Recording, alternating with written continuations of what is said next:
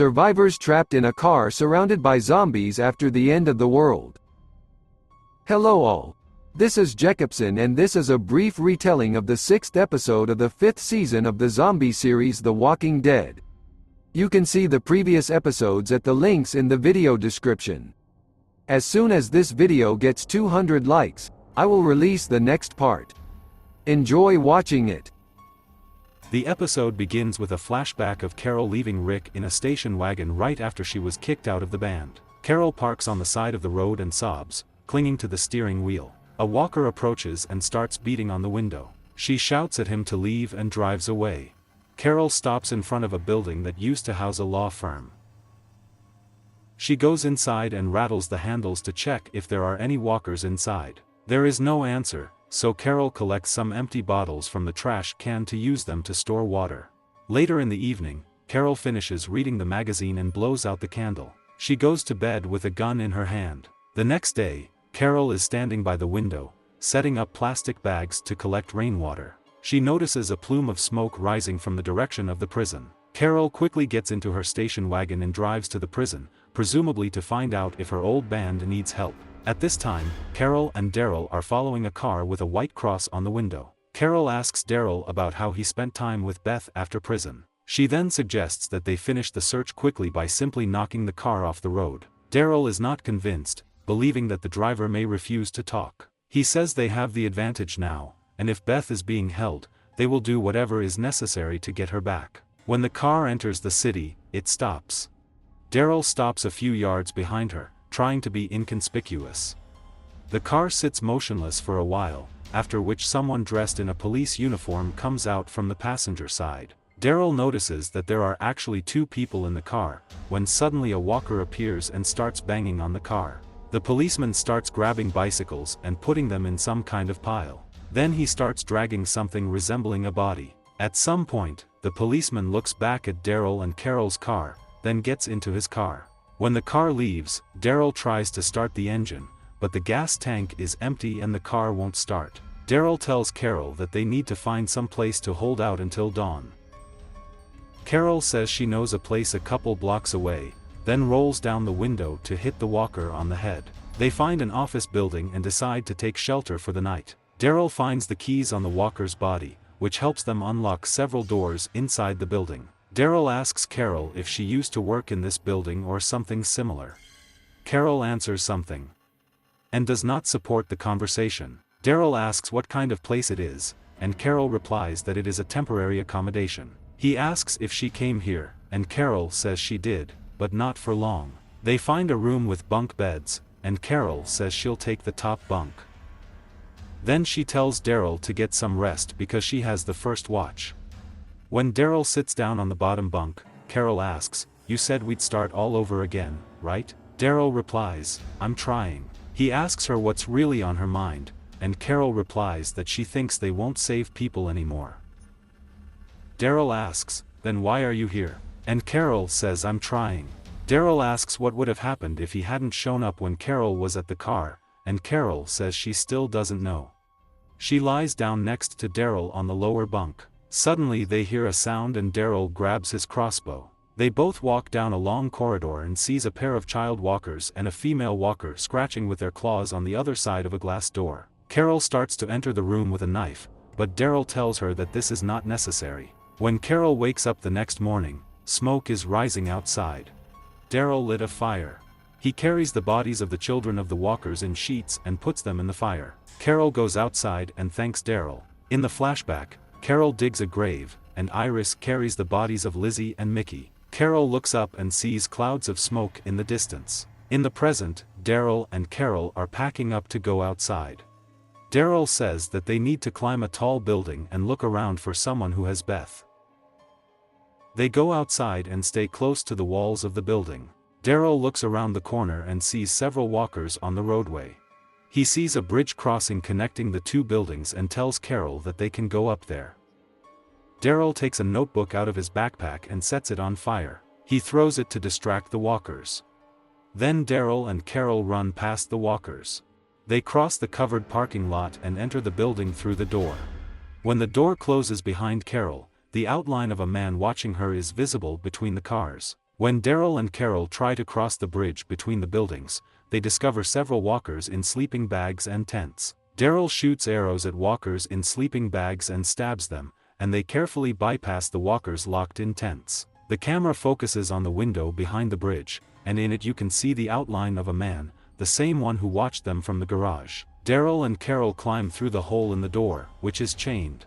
Daryl and Carol make their way into a room that looks like a supervisor's office. Carol looks out the window at the burned and destroyed city below. Carol says Daryl still hasn't asked her what happened after she met Tyrese and the girls. Daryl says he knows what happened, that they're not here, but Carol says it was even worse. Daryl says the reason he says they have to start over is because they have to do it. To hell with what happened, Daryl says. Carol agrees. Daryl notices something outside. He looks through the scope of Carol's rifle. He shows Carol the van wrecked on the bridge. There are 2 white crosses on the back window, and he thinks it might be a clue to who has Beth. Carol starts filling her canteen from the water cooler. Daryl looks at the painting and says he's willing to bet it cost a lot of money to some rich freak. Daryl says it looks like the dog sat in the paint and wiped his ass, but Carol says she even likes it. Daryl and Carol make their way back through a small hole in the door with chains. Carol pushes the rifle through the doorway and the first one goes outside. When Daryl is outside, the man who was watching them from the garage and from the window opposite the bridge turns out to be Noah, who is holding a rifle and watching both of them. But he also tells Daryl to put down his crossbow. But he also says that no one should get hurt, that he only needs their weapons. But he also tells them that they look strong and that they will be fine. Then he cuts the tents and lets the walkers out, after which he runs away. Daryl stabs one of the walkers, and Carol pulls out a gun and shoots. Carol points the gun at Noah's back, but Daryl pushes the gun away and she misses. They run after Noah, but he disappears. Carol asks Daryl if he thought she was going to kill him.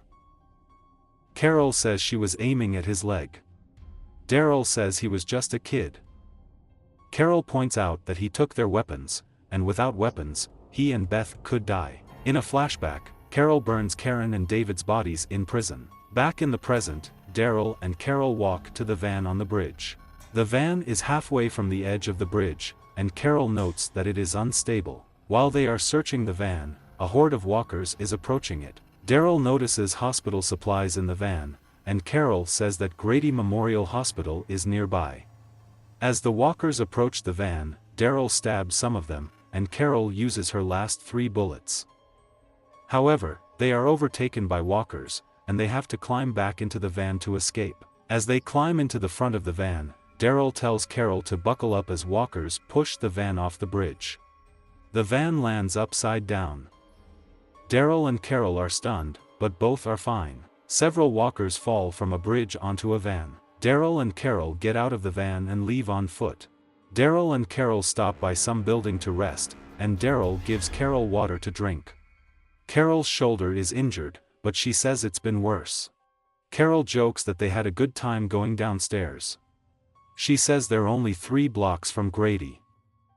Daryl and Carol enter the building, and Daryl finds a very weak walker on the floor, who is still holding a machete. He takes a machete and uses it to take down the walker. They're looking at the hospital. Daryl asks Carol that if he's not the same as before, what was he like before? Carol replies that he was a child, but now he is a man. Daryl asks, "And you?"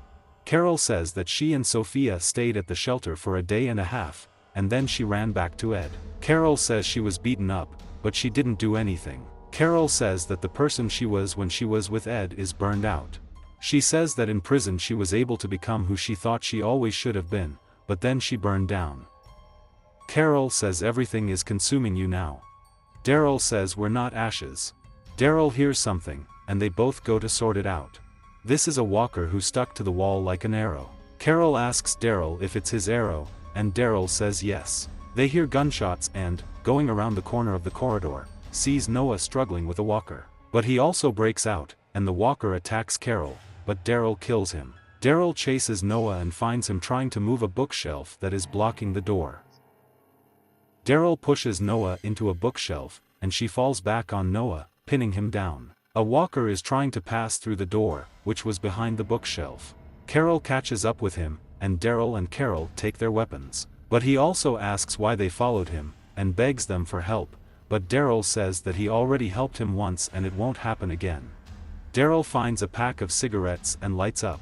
Carol yells at Daryl to help Noah, but Daryl tells him to leave him alone and leaves. The walker squeezes through the door and is about to grab Noah, but Daryl turns around at the last second and shoots an arrow at the walker. In the flashback, Carol is in the woods after an attack on Terminus. She falls to her knees and begins to wipe off the blood and guts of the walkers with which she smeared herself in order to get past the walkers and get inside. She picks up her weapon and starts walking, while smoke from Terminus billows in the background. Daryl and Carol pull Noah away from the bookshelves, but he also goes to the window and warns them that they, the people from the hospital, are coming now, because they probably heard the shot. Daryl asks him if he has seen a blonde girl in the hospital, and the other answers, "Beth, do you know her?" But also explains that Beth helped him escape, but she's still there. Carol notices one of the cars belonging to the hospital circling around the building below them.